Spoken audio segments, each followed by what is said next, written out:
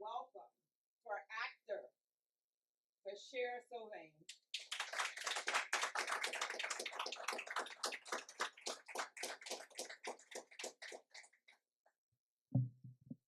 Thank you. Thank you. Thank you. Thank you. No, thank you. By the way, guys, we've had a full day today. When I tell you a full day, and this man has not missed a beat. We started off this morning at the North Campus where Béchir was in. He actually facilitated an actors workshop with students in our community and students that attend Miami-Dade College.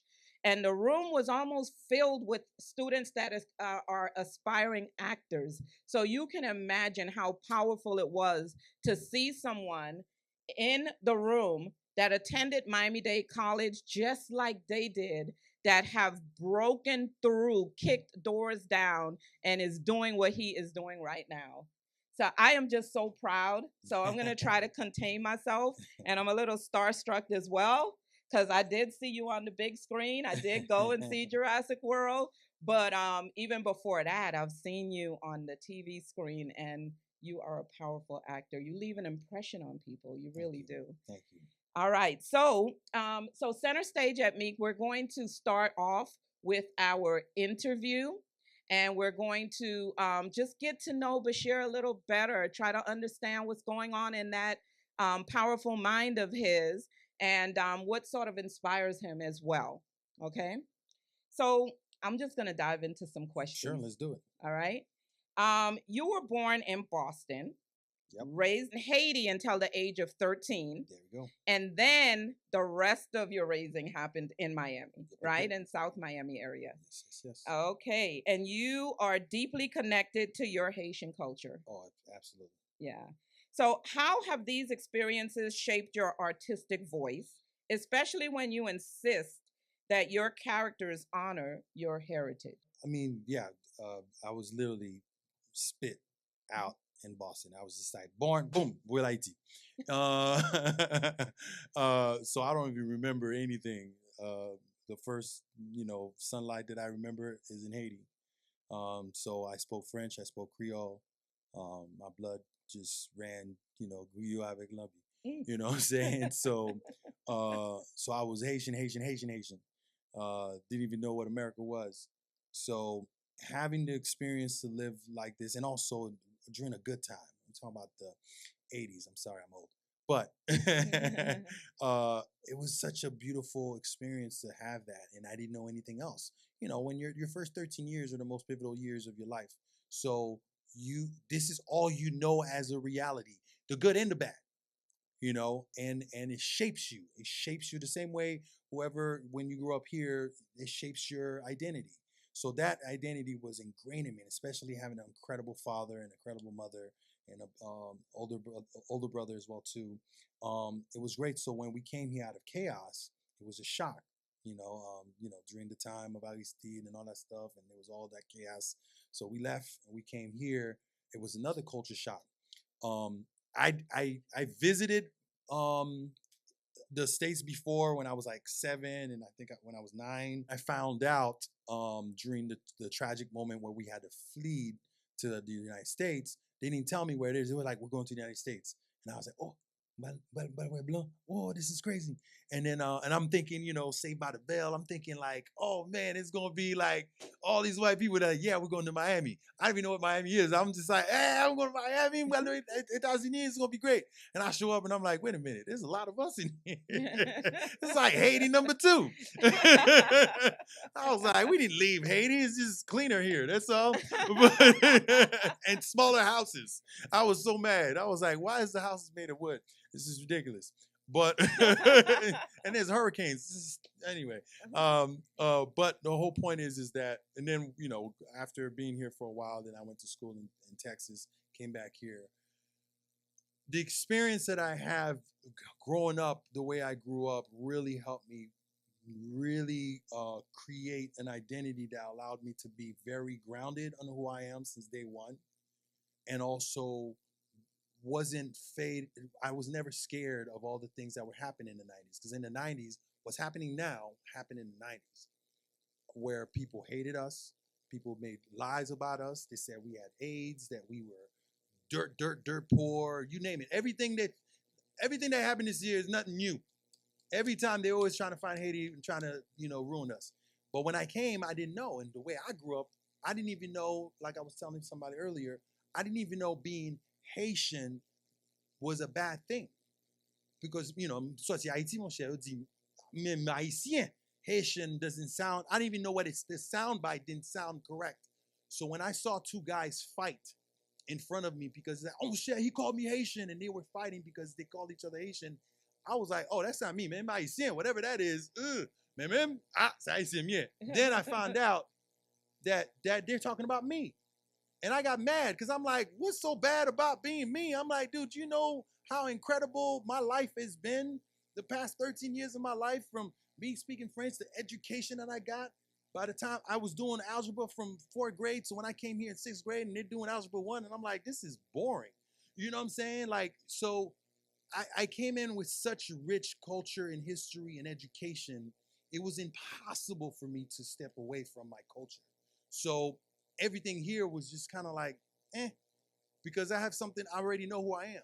So that ingrained in me, and then learning about this culture, the African-American culture, and then learning about the struggles and all that stuff, and also struggling because we had to basically start from scratch, shape another side of me, and also allow me to tap into the things that are inside of me as the way that my ancestors, the survivalness of me started kicking in. So I was just like, wow. So all that is in me already. So when I decided to use art as an outlet, it's already there. I don't have to try that hard anymore. I just be. And most of the time in acting, a lot of people feel like they have to eliminate themselves and then like have an empty canvas and start over. It's like, no, actually, you want to be your most authentic self. And once you find your authentic self is that, the end is history. So that's how I think my, living in all these different places really is still ingrained in my art.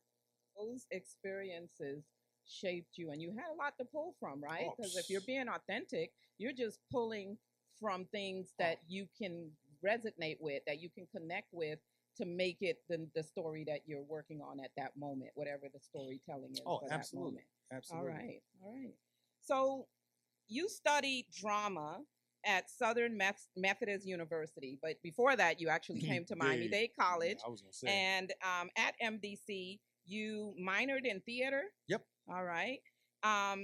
And you are now a lifetime member of the Actors Studio. Yes. Right. So how did those experiences refine your craft and expand your horizons as an actor, a writer, and director? So, how did formal education help form? Absolutely. Well, when I first decided to do this, first of all, I didn't decide to do this. I think it chose me, because just like any Haitian parents out there, you're like, oh, acting non Béchir, c'est docteur doué, ou avocat, peut-être dentiste, but ou pas faire acting. So I was like, all right. So I wanted to be a lawyer because my dad was a lawyer. So I was like, mon cher, avocat, c'est ça que faire. And I was doing law, criminal law. And then my teacher was like, hey, in order for you to do law, you should take a theater class to have stage presence. Même qu'on ne sait pas théâtre, il dit théâtre comme si movie théâtre, nous allons le théâtre. He dit no, class. You got to take a class. And I was like, all right. So I took it, and then I fell in love with it. And then from there, I decided to, continue my education from there. But, going the most, and I just told the people in Dade, going to Dade actually really ingrained the base of what I wanted. Because when you start off and you find out that, okay, you got raw talent, you need it to be structured, because there's a lot of talented people out there, but they just don't know how to handle it. And I think all the education that I got from Miami-Dade really created a structure for me to be able to tap into whatever I needed to tap into in order for me to continue. Because when I went to SMU, it was amazing. It was 4th in the nation in theater, and it's one of the richest schools, right? I mean, I'm not exaggerating. They got money. I mean, they got a lot of money. They flew in Sidney Poitier and all these artists to come in to talk to us and all that. and the facilities are incredible, top notch. But when I was there and I got accepted as a transfer, it was amazing to. All I was going back to was the education I got from Dave. Wow. Every time they would tell me something, I was like, I learned that already. That was in my, because again, we have this notion. Sorry if I'm going to deviate. We have this notion about when I leave here, I'll go to something bigger. That I'm telling you, this is the reason why I came back. This is bigger. Because that's what I pull from. I don't pull from, I mean, yes, I pull from SMU and the education that they gave me. They heighten it. It was just like, oh, now I'm in a MDCC, but they got more money. You know what I'm saying? That's the only difference. It's like, oh, I get, lobster for lunch instead of whatever, you know what I'm saying? The food trucks. But as far as the education, it is just as good or even better, because all the practicals that I did, from stagecraft, lighting, costume, makeup, because you have to learn all the stuff before you start doing the acting thing. They took my credit and they were like, oh, you already done this. I didn't have to take it over there. But then all the students was kind of mad because they were like, well, he's not learning from us, and we're SMU, and we have, the teacher was like, he needs to do it. When they saw me put on my own makeup, when they saw me doing the lights, they were like, oh, this dude already knows this, and to a level that's higher than the students that are there. And I got that from here, guys. Mm-hmm. So don't downplay this place. Don't downplay Miami. We are just as good or even better than the facilities are out there. And that's why I'm very passionate about coming back here and talking to you guys, because, that brought me all the way up to where I'm, in Jurassic World, I'm sorry. Wow. No, I love it. I love it. We could just spin this into a commercial for Miami-Dade College, because it's clear that Miami-Dade College has talent. And the talent is not just, the students that come out that have done things as you are doing, but the faculty, the staff, the love that we pour into it to make sure that our students are getting a top-notch education here. And you have leaders that are bringing in even professionals to teach. Mm-hmm. It was great for Gordon to tell me about the people that are bringing to the facilities. And I'm like, man, they got Emmys. Did you know Miami-Dade got Emmys? Yes. Did y'all know that? We have an MDC. Five Emmys. Yeah. We have an MDC studio, TV studio, that is the technology there. It can stand up against any TV studio in this country. And our students are learning on that equipment, using that technology. And Chair Gordon, which I'm so happy that he is here and he was with us this morning. He's the one that leads that. He's the one that makes sure that we don't bring anything in here that is not industry standard. Yeah. Right? So thank you for that plug. We'll take it and we're gonna remix it a few times. And I'm gonna make sure you won't have to remix it, because there's other people like myself that are gonna come and talk to you guys. Like another person is Sheon McKinney. He's in the show The Neighborhood. He plays Malcolm. My best friend. We both came up the same way. Wow. So there are other people out there, you know what I'm saying? So I don't want you to be like, oh, we only got one. No, we got many. We got plenty. A lot of them that just don't say anything, because they didn't find, at that time, they didn't think about even saying, oh, yeah, that's right, I went to Miami-Dade, because they're so far along that they're not even thinking about that. Right. Now that I have the time, and I'm like, all right, you know what? Let me make sure that I go back. I don't know. Honestly, it's really God. God was like, put it in my heart, you need to do this, period. We love it. We love it, and we need your voice to amplify, and the other ones are gonna hear. And people are copycats. They're coming. They're coming. They're coming, and they're gonna. And I'm gonna have them sitting right here at Center Stage at Meek. That's exactly it. So you've traversed theater and television. So tell me, how do these formats differ in energy and creative fulfillment? Yeah, I mean, there's nothing that beats the theater, because you have live audience. Nothing beats it, and that's something that's never gonna go away. As much as we are scared of AI and everything like that, ain't nothing better than real theater. No AI, no robot is gonna be able to take it. So as much as you might be like, well, I'm débat fait pas acting ça, m'oublier parce que computer vient pour lies, because the experience of watching a soul on stage is totally different. Mhm. TV is a different medium because you are not getting that same response, but you are allowed to be a little bit more free and more subtle within your way of emoting whatever you need to emote, whatever emotion is you want to emote. Mhm. But I love them both. I think it's a skill where on the basic aspect of it, as far as like the skill that you need to bring to the table, it's the same. Mhm. You find out your objective, you know what you want, you read the script, you break down the script, and then whatever idea that you came up with or whatever that allows you to feel at that moment, you bring it in. The only difference is when if it's a camera, I'm right here. I don't have to whisper because I got a mic and I could save my voice. Whereas theater, I trained to be able to be louder and just talk to you guys the same way over here so I can make sure that you hear me. And so therefore, there are different techniques as far as body language, the way I'm on stage. The reason why they have to be so big is because if I'm angry, I want to be able to show that I'm angry, whereas I could be angry right now and I don't have to move. And also the camera is capturing different parts of your body, whereas in theater, you have to use your entire instrument. That's why they always say it's an instrument, because not only is your voice, it's your body, it's everything. Camera is more about your eyes and and the way that you're delivering your lines, and also body language as well too. Mhm. So those are the. So I'm just going to ask you to just do a little rewind, only because you said something that is so profound that I think our students and our community need to understand, because so many of us are afraid of AI. And you said it in Creole. I understood everything that you said in terms of AI and how it's impacting almost every industry. But you said it this morning when we spoke and when you were with the students. But as it relates to AI, for those that might have not understood what you were saying in Creole, in terms of not to be afraid of it and understanding, Yeah. you know.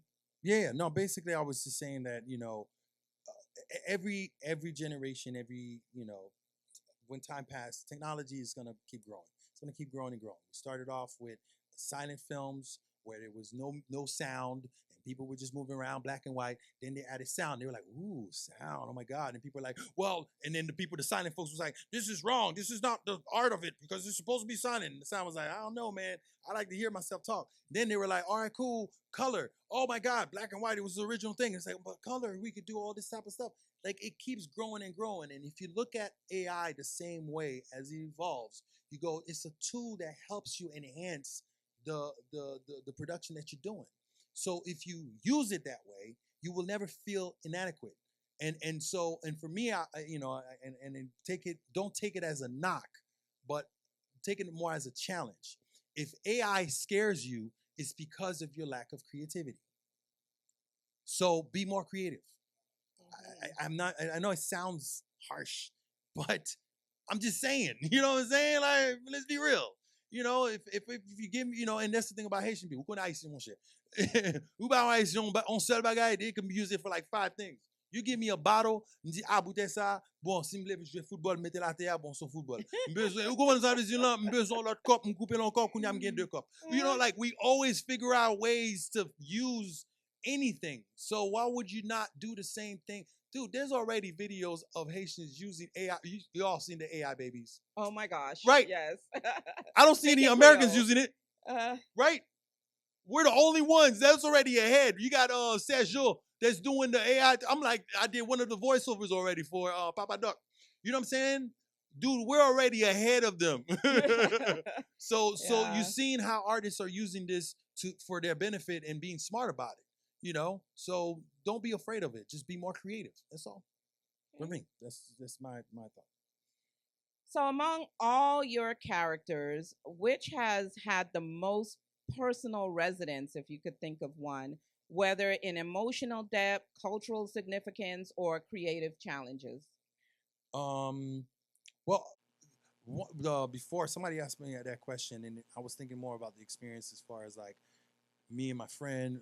Black Summer was actually one of my favorites because I got to work with my best friend and I got to be my authentic self, I think. And the fact that you came to me and said, "Man, that was Miami," and I was like, "Yes, yes, it worked." But one thing that's significant to me was this, and because we're in a Haitian community, was this short that I did called "Id." id, because it was a brainchild of mine, and I was just like, I want to do a short about the duality of Haitian immigrant, but also any kind of immigrant. But I chose it to be Haitian. A Haitian immigrant that has the duality between his Haitian self and his American self. He's been here long enough, and now he's like, oh, with everything that's going on, he's kind of like hiding away from his Haitianness, and his Haitianness comes out as an entity, and he's like, I won't share with like him, and he's like, yo, man, I don't need you. We need to just be American. He's like, no, Papa fait ça. So we have this duality of that, and that meant so much to me because I don't know, at that time, God was talking to me and was like, yo, do this thing. And I was like, cool. And I did it. And to see the reaction of how many people, not only Haitian, but immigrants, hitting me up and was like, I totally understand. Oh, my God, this spoke so much to me. And I was like, yes. And I did that in 2019. And it's funny, once in a while, I'll just put it back out again. They're like, yo, this is such a good short. Like, thank you so much for representing us. Because, man, I've been having issues, and especially what's going on right now. You kind of get embarrassed. Some people, me, I don't get embarrassed for nothing. But some people get embarrassed. They're like, mon cher, I think kidnapping mon cher, it doesn't make you proud to be Asian. I'm like, everybody got a bad side. I mean, look at this country. You know what I'm saying? Like, there's not a country in the world that doesn't have problems. So why are we forced to feel bad about what we are when other countries are just as messy or even worse than us? So there's nothing to be ashamed about. So I personally did that project, and it really meant a lot that how many people responded to it. Wow. And when I hear you talk about it, I haven't seen it yet, but I'm gonna go look for it because I definitely want to see it. It's on my Instagram. It's literally I think that it can resonate definitely with immigrants, definitely with Haitians. However, with imposter syndrome, when anyone, even if you're full American, you go out into the workforce sometimes, it doesn't matter who you are. Sometimes you feel like, oh my gosh, do I fit? Yeah. Do I belong? And you have that duality where you know who you are at home, and you think you have to be someone else at work. And people don't really, or sometimes you feel like people don't see you. Yeah. And so we have to all sort of figure out how to make both lives live together in all of the spaces that we're in. Yeah. So I can see how, a story like that, it's not only for immigrants, but certainly we understand it, the ones of us that came from a different culture and had to sort of learn how to live in a new culture and still try to be authentic to yourself as well. And that's why I call it id or ID. I just put id, but it's also ID, right? Identification, and the id is the other side of your brain. Love it, love it, love it, love it. So I read that you transformed your script character from Jurassic World to identify as a Haitian by auditioning in French and Haitian Creole. Yes. Is that true? So rather than you didn't just do French, because I think the character when I read was supposed to be a French character. Yeah. Yeah. So how did that creative choice come about, and what did it mean for you personally? I'm guessing we sort of spoke about it a little bit, but maybe you can get a little bit more. Yeah, I mean, when I got the audition, first of all, I was shocked that I got the audition because I was like, oh, wait a minute, Jurassic? Nah, that can't be. And they were like, nah, it's the real one. And I was like, oh. And then number one, I was like, ooh, number 7? Eesh, I don't know. Number 7, I don't know if it's going to be good. You know what I'm saying? Like, the last 2 was been good. But, I was like, you know what? It's Jurassic Park, y'all. Like, I'm not going to say no.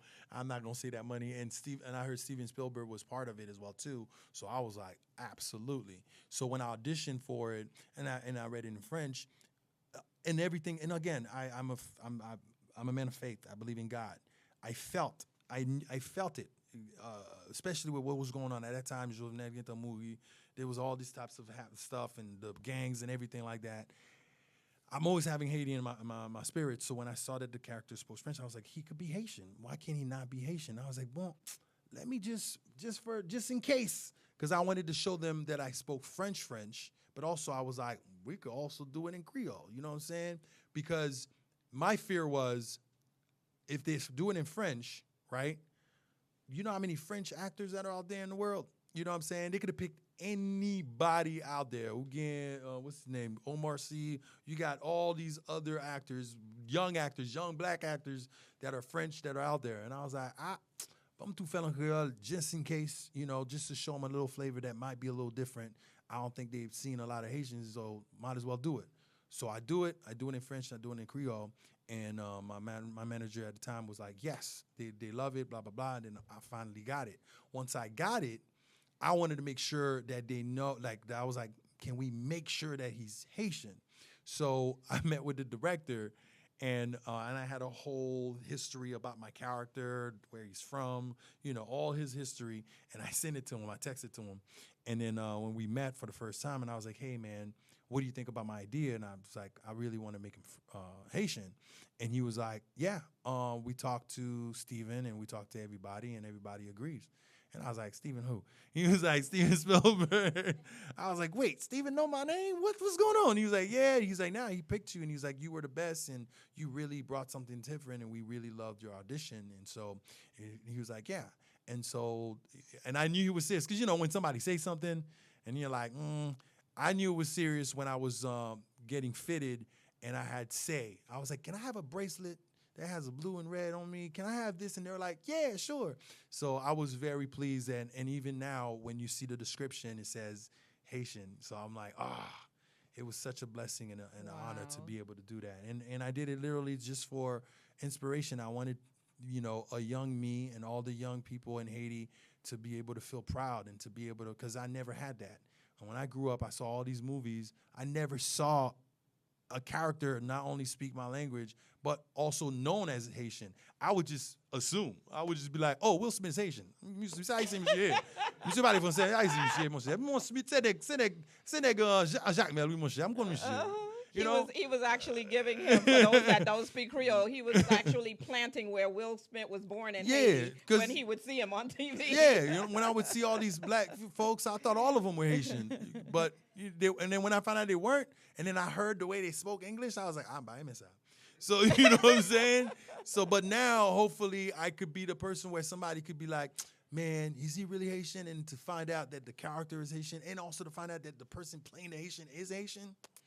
I don't know. I think awesome. it's inspirational. Yes. So, to that, how does infusing your heritage into your characters help reshape the broader narrative in Hollywood?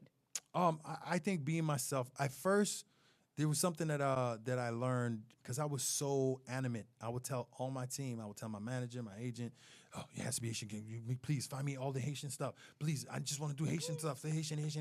And they'd be like, Béchir, there's not that many stuff. And I was like, no, I don't care. I want to do Haitian. And then God literally gave me a lot of roles looking back. For example, the first TV show that I did was called Love That Girl. And it was with Tatiana Ali. It was the girl from Freshman of Bel-Air. She had her own show. And I played her love interest. My character was called Sam, smooth ass Mark. But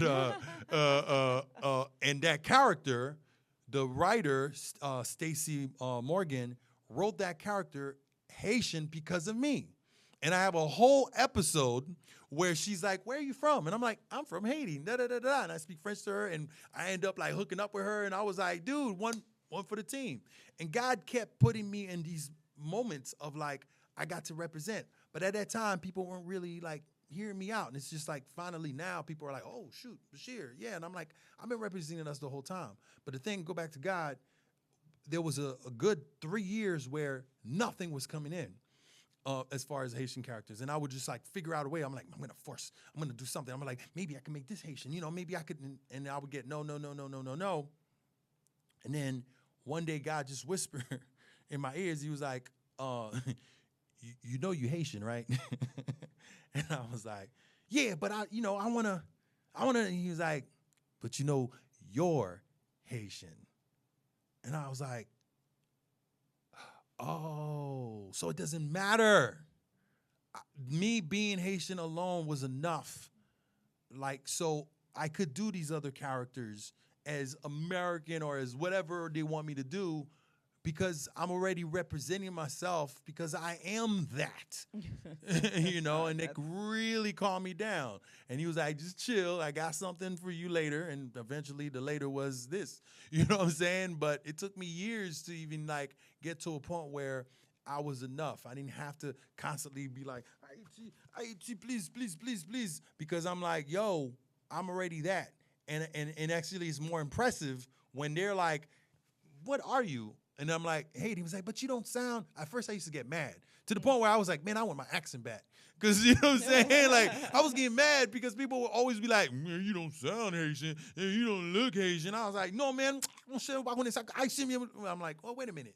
That's actually a good thing because at the end of the day, I can never deny it and they can never deny it. And they always are shocked, you know, when they find out like, oh, wow. And then now that they see CC, they're like, oh. Okay, cool. This cat could do both, you know?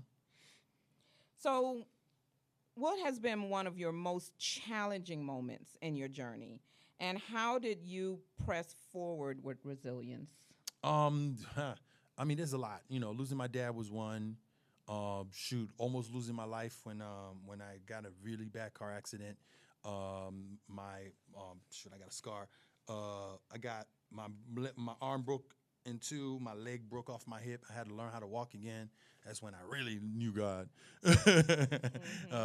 Talk about like surrendering. And then the most recent one was losing my wife to cancer.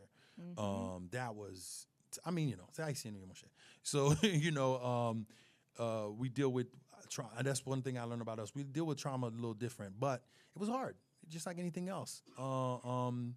I went through whatever any human being goes through, but I think the silver lining for us is the fact that I know my people and I come from a country of resilience, and that doesn't stop us from moving forward. And in fact, not to insult anybody that I've lost, I was like, I have to persevere and I gotta do something with myself because they lost their lives hoping that I continue and be happy. So how am I gonna do that by being sad and, you know, and becoming an alcoholic and, you know what I'm saying? I'm just gonna get worse and I'm just gonna feel even bad. Not only that I lost them and now I'm broke and I'm, you know, in the bottle. I'd rather be rich and feel bad and miss them. Yeah. You know what I'm saying? And doing good things instead of being in the other opposite thing and also making them proud. Yeah. Even though they're not here physically, I know spiritually they're around and they are in heaven with God, and I want to be able to, when I join them again, I want to get that welcome like I did when I came to Killian. Like, yeah, you did good, homie. You know, so yeah. Well, let me circle back on the colon cancer. I want to make sure that we put that out there, the awareness that, you know, you got to get checked. You have to know your body. You need to make sure that you are an advocate for yourself, because we are finding that people are getting diagnosed earlier and earlier. And I'll share with you that I am a colon cancer survivor as well. Yeah. I had stage 3 colon cancer at the age of 39, so that's pretty young. So thank you for keeping that memory for your late wife. And I'm sure she's proud. Yeah, you know, no, and she was a fighter, man. She was diagnosed at stage 4 at 31. Wow. So if you're 45, there's no reason for you not to get a coloscopy, and it's free. So go do it. If you're younger, I'm sorry. Hopefully nobody's. I don't care. Lie. Say that it's in your family history, so you get it for free. Lie. Just straight up lie, because it's that important. It is that, or find out, or really find out if anybody in your history, in family history, had colon cancer.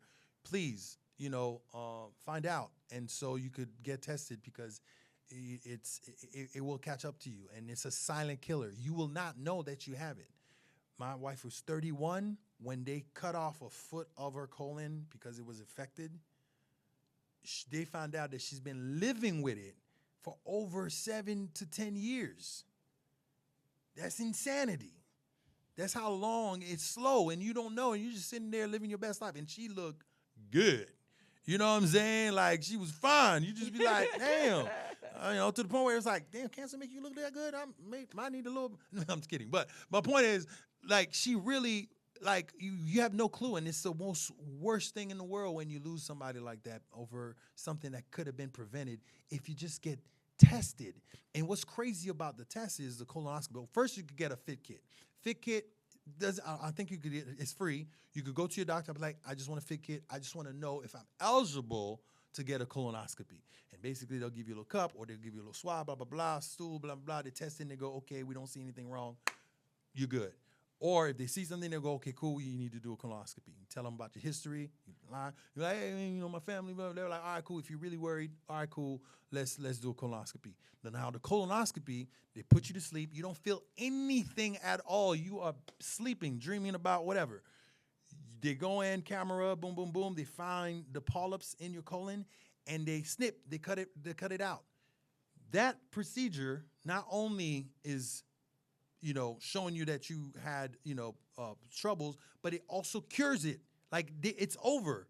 And they test those polyps to see if it's cancerous, and then they could catch it early. But they really, not only they're checking it, there's a possibility of getting rid of it right away before it becomes cancerous. So there's no reason not to do it, especially when you're asleep and you don't feel anything. Mm-hmm. You know, and you get to lose some weight. Hey, you know what I'm saying? Well, you know what? Thank you for that, for being an advocate, for being an educator on it, and for being passionate on it. Thank you. Absolutely. Thank you. We need more people to talk about it. So let's go back to your advice still. What is your advice to students at Miami-Dade College who aspire to break into arts and entertainment but may feel constrained by limited visibility, you know, of people like them, or just visibility of, you know, understanding that they too can break in? I mean, if you're curious about it, I say go check it out. Especially when you're a student, when you're young, you have the opportunity to at least test it out and find out, oh, I don't like this. I think one of the biggest mistakes that a lot of people make is that they don't try things. They already assume they don't like something. You know, when I remember when I had to do lighting and makeup and all that stuff, I was like, I'm an actor. Why am I doing lighting? This is stupid. Why am I going to go up there and almost risk my life and hang these lights and everything like that? And I ended up loving it. And I ended up getting a job. I worked in all the theaters. I did the fair. Y'all, anybody gone to the fair? Yeah, the Miami-Dade. The Miami-Dade, the youth fair. I don't know if they do it every year, but you know this. Do. No, but you know the ice skating arena. Once I think sometimes they do it, sometimes they don't. I guess. Mm-hmm. I was the one lighting up. I was the spotlight for all the skaters. You know, and I was like 21 years old, making like, you know, $800 a week, which back in the day was like, what? I'm making $800 a week, rich. But anyway, as a 21-year-old, get out of here. You know, and working it because I learned this skill from Dade. And I didn't think I was going to like it. And then when I started doing my own production, I had to do my own lights. And I was like, wow, thank God that I even tried it. If I would have been like, I'm going to do lights. I don't shit back on side. No, like do it. Shoot, when I had to put up makeup because I had to do an old man character, and I was like, man, I got a kit. Boom, da-da-da-da-da. And they're like, wow, that's pretty cool. And you know how to grade and make it look correctly because now I don't have to worry about spending money and doing things myself. Like, I'm a one-man show. You know what I'm saying? So always try it. I would tell any student, try it and find out. I'd rather you find out that you don't like it instead of you guessing whether or not if you would. Mm-hmm. You know what I'm saying? Because people, especially now, how fast technology is working, you want to learn as much as you can. You know, because then you're gonna find out, you're gonna miss out on so many opportunities that you could have had, and you're like, man, I had that chance to take that class, but I said no because I didn't think it was gonna be that, but now I need it, and now I got to go back, and I'm 30-something years old, and I got to go back to the school to try to learn this thing so I can make a little change. When you could have had that the whole time, and not only that, excel in it because you started early. So try everything and commit fully, and really find out whether you love it or whether you don't love it. That's the first step, I would say. So if you're curious, try it. Yeah, try it. Mm-hmm. And find and be proud of where you try. Like, use the facilities that are easy for you to use. Whether if it's YouTube, whether if it's your phone, whether if it's Dade, whether if it's FIU, wherever, whatever you could afford. There's all these avenues where you could find somewhere to learn something. Mm-hmm. Start where you are. if you can't go today right now, yo, start going in the computer and start ChatGPT. Hey, teach me about this. Show me videos about such and such. Da da da da da da. So you can start having the knowledge, and then that will motivate you and be like, man, you know what? I need to save up money so I can take the class. Oh man, they told me there's a class here, blah blah blah. Let me go take it. You know, like then it'll grow. But try it, commit, and then be persistent and do it. Beyond Jurassic World Rebirth, what projects are you most excited about, whether they're in development, producing, or performance? Man, there's a lot. There's a lot of projects that I'm working on that I'm like super excited about. A lot of them are my own. Yes, okay, cool, it's safe. I was like, can I talk about them? But I was like, yes. I copyrighted, so you can't steal it. Yes. But anyway, one of the projects that I'm very super excited about is a story about the Tuskegee Airmen. Did you all know that three of the Tuskegee Airmen were Haitian? Oh, yeah. 3 of them were Haitian. And nobody talks about that. So I'm working on a project about their story going from Haiti in 1945, well, before 45, 44, during Jim Crow, free Haiti. Imagine Haiti in 1945, how we were just wilding and having a good time, and everybody's making money, everybody was good. We had an army, all of that. To go from there, free mentality, no oppression for a minute, and to go to Jim Crow, and where everybody is just going like, hey, you can't drink out of the white, fountain. So that story is super exciting. Of course, there's numerous revolution stories, 1804, that a lot of people have approached me to. I got like 2 of them that people want me to do.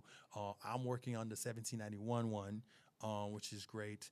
And the one I'm excited about for people to see, I am in a Marvel series that's coming up in December. Super small. But the character is I think, effective enough that people will be inspired, as they were about Jurassic. But it's exciting to be in that universe. It's exciting to put my foot in there and be like, hey, y'all. And hopefully, that grows to something else, which is great. Very excited about that. And I mean, there's so much. This project that, my boy Yanata is doing that I'm excited about as well, too. There's so much that I want to do. So I got a lot of work. I got a lot of work that I need to do. So this is going to be my last question for you for this segment. Cool. What lasting legacy do you aspire to leave in the entertainment world as a Haitian American who writes, acts, directs, and produces? And what key messages do you hope students, Miami-Dade College students specifically, and the community take away from your journey? The legacy that I want to be able to, I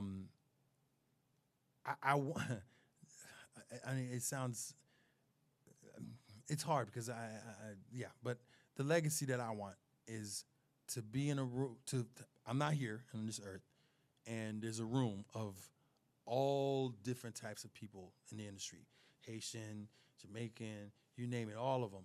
And there's like a plethora of Haitian creative, like I'm talking about thousands, right? And they're talking, they're in the festival, and we got about like 8 movies that are nominated, Nugan, this movie from, Tijan and blah, blah, blah, and all that stuff. And they're all talking about, yeah, man, remember back in the day when it was struggling and everything like that, and not even remember that it started now. I want it to be, the legacy is that they don't even realize that it took this to start it off. I want it to be the norm where, if my name is mentioned around that, great. I would love it. But I almost want it to be the norm where that's my legacy, where I could see it wherever I'm at, whether it's in heaven. I'm definitely in heaven.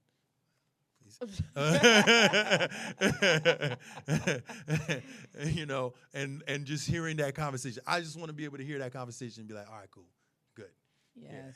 Yeah. And for the students, what was it for the students? Yeah, I mean, what key message do you hope students and the community take away from your journey? That number one, they're enough, and that date is enough. That date is enough. I want them to be able to go, wow, this whole time, I'm thinking I had to go spend, God knows how many money when the thing that was right next door was enough for me to get exactly what I needed. Wow. That's what I want them to take from Powerful, powerful. Miami-Dade College has talent. It's enough. I tell you, and it's enough. It is more than enough. Yes. For students to get what they need. Absolutely. Oh man. Well, it has been wonderful spending my day with you. Oh, thank you. And speaking with you today, for everyone to know that that you came from here. This is where it all started, right here in Miami, and specifically at Miami-Dade College. Thank you so much, Béchir, for spending the time with us and for sharing the hope and the light that you have been sharing with our students today. So thank you. No problem. All right.